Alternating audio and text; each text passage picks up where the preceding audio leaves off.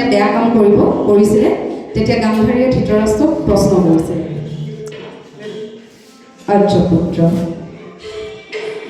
তোষাখনে কেশ স্পৰ্শ কৰোঁতে সতীৰ বাক শক্তি কিয় লোপ পালে আপোনাৰ?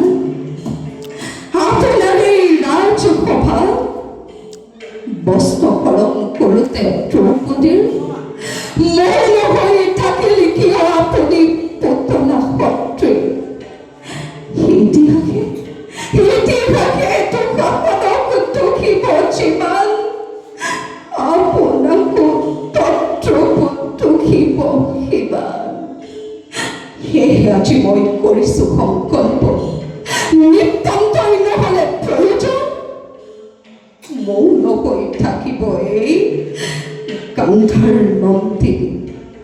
আৰু শুনক মহাৰাজ, আপোনাকো সকীয়াই দিছো, ভৱিষ্যতে কোনো তৰল যুক্তিৰে নিজৰ ব্যৰ্থতা ঢাকি ৰখাৰ বৃথা চেষ্টা নকৰিব আৰ্যপুত্ৰ, নকৰিব। আপুনিতো ৰজা, অন্ধ হ'লেও ৰাজদণ্ড আপোনাৰ হাতত। তেনেস্থলত তোষাখনক বন্দী কৰা নাইকিয়া কিয় নিদিলে আপুনি? কিয় নিদিলে?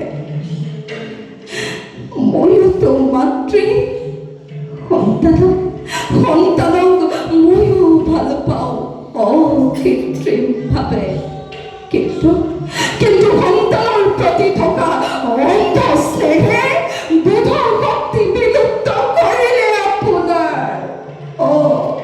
বোধ শক্তি বিলুপ্ত কৰিলে আপোনাৰ। এজনী অসহায় অবলা নাৰী ৰাজসভাৰ মাজত কষ্ট হৰণ কৰি দুখাখনে অপমানিত কৰিলে মোক চিৰকাললৈ। কাৰণ ভৱিষ্যতৰ সভ্য সমাজে যেতিয়াই কৰিব এই ঘৃণিত অধ্যায়, তেতিয়াই মোৰ নাম হ'ব উচ্চাৰিত যে কলংকৰ নায়কে নিজ তোষাখন অংকুৰিত হৈছিল মোৰ এই গৰ্ভ। নীৰৱে সহ্য কৰি দ্ৰৌপদীৰ সেই অপমান ঘৃণাৰ পাত্ৰ কিয় কৰিলে এই গান্ধাৰী? কিয় মহাৰাজ, কিয়? ধন্যবাদ। তাৰ উত্তৰত দ্ৰৌপদীৰো সুখ আছে। দ্ৰৌপদীয়ে এনেধৰণে কৈছিল,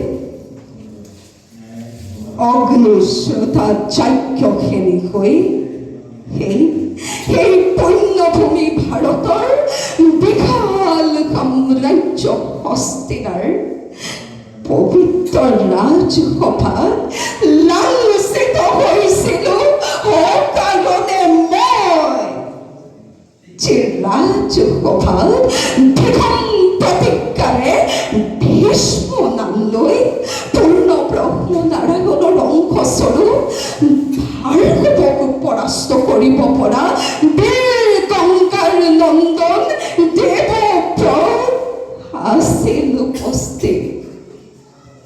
কুমাৰসকলক জ্ঞান আৰু প্ৰজ্ঞাৰ সাধনাৰে ভৱিষ্যতৰ বাবে সুনিপুণ যোদ্ধা আৰু মনুষ্যত্বৰ জ্ঞান দিয়া বেগধাৰী ভৰদ্বাজ পুত্ৰ তূৰ্ণ আছিল উপস্থিত।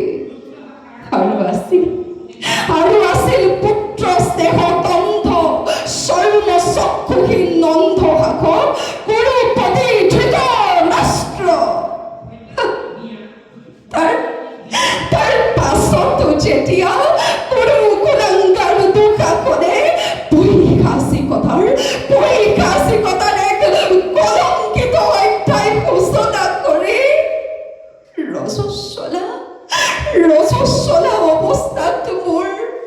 শেষত ধৰি জ্যেষ্ঠ আৰু শ্ৰেষ্ঠসকলৰ মাজলৈ টানি আনিছিল, তেতিয়া ক'ত হেৰাইছিল তেওঁলোকৰ বাক স্বাধীনতা?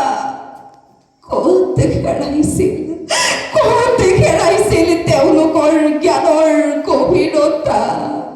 কেৱল সকলোৱে মাত্ৰ অন্ধ তথা মুখ বধিৰ হৈ চাই ৰৈছিল সেই পৰীক্ষা ছেকেণ্ডৰ জাতত।